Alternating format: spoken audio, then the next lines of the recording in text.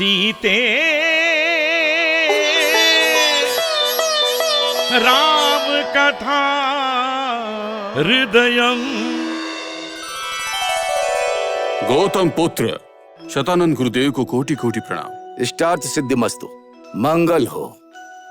गुरुदेव, महाराज एक मंगल कार्य के बारे में सोच ही रहे थे कि आप अपना संचार पूर्ण करके यहाँ पधारे हैं। ये देखकर हम आनंदित हुए। जी हाँ गुरुदेव, हमारी ज्येष्ठ पुत्री सीता ने शिव धनुष को उठाकर बाण प्रयोग किया है। ये हमारे देखने के बाद हमें लगता है उसे उसके पराक्रम के अनुरूप ही उसका वर चुनने का अवसर मिले। अब यही हमारी अभिलाषा है। बहुत ही उत्तम विचार है। सीता जैसी गुणवान कन्या से विवाह करने के लिए कोई महापुरुष ही होना चाहिए। ऐसे महापुरुष का पराक्रम कैसा हो, स्वयंवर में पूरा संसार जान जाएगा। इसीलिए कम से कम सीता ने जिस शिव धनुष को उठाया था, उस शिव धनुष को उठाने वाला वो पुरुष भी उतना पराक्रमी तो होना ही चाहिए। हाँ अवश्य। स्वयंवर में शिव धनुष को उठाकर प्रत्यंचा को बांधने वाले किसी पराक्रमी के साथ सीता के विवाह की घोषणा करना ये अति उत्तम होगा।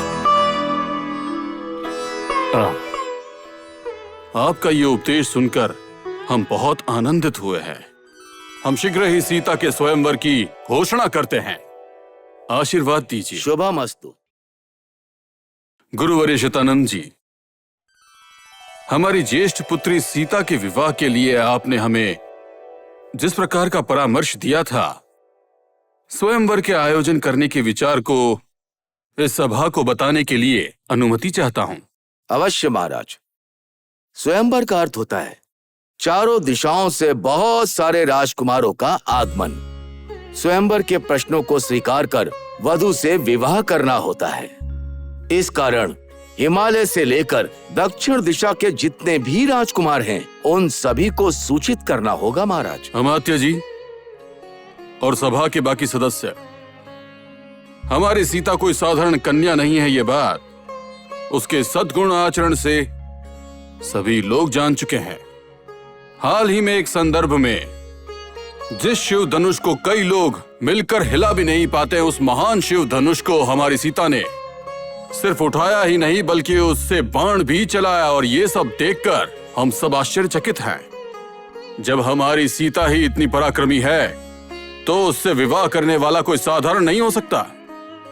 उसमें भी शिव धनुष को उठाने का सामर्थ्य होना ही चाहिए और यही हम सबकी इच्छा है।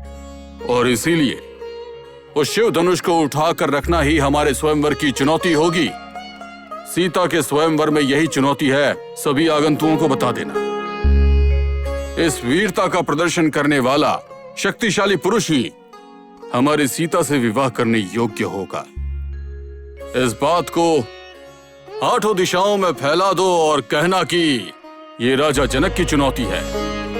इस विचार को सभी राज्य दरबारों में इसकी घोषणा कर दो।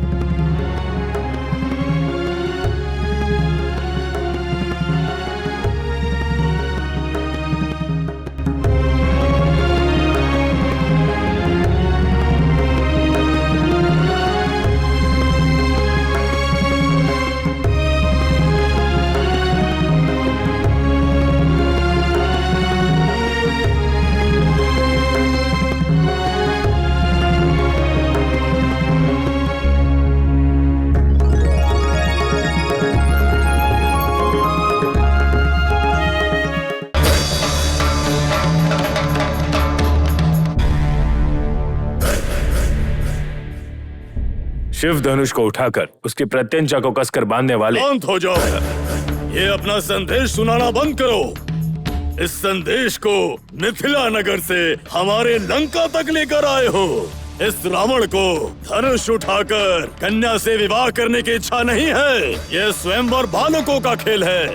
इसके लिए छोटे मोटे राज्यों के राजकुमार को संदेश दो। ये संदेश उन्हें पहुंचाने के उपरांत तुम लंकेश को ये संदेश सुनाने आए हो। संभवतः तुम हमारे पराक्रम के बारे में नहीं जानते। आप सही कह रहे हैं भैया। आपके पराक्रम के लिए, आपके हुंकार के लिए स्वर्ग लोक की अप्सराएं भी मुग्ध होकर खींची चली आती हैं। तो एक साधारण राजकुमारी के लिए आप मिथिला क्यों जाएंगे? ये संदेश लेकर आने वाले इस दूत का सिर मुंडवाकर यहाँ से भेज दीजिए। नहीं, हाँ? कदापि नहीं। सीते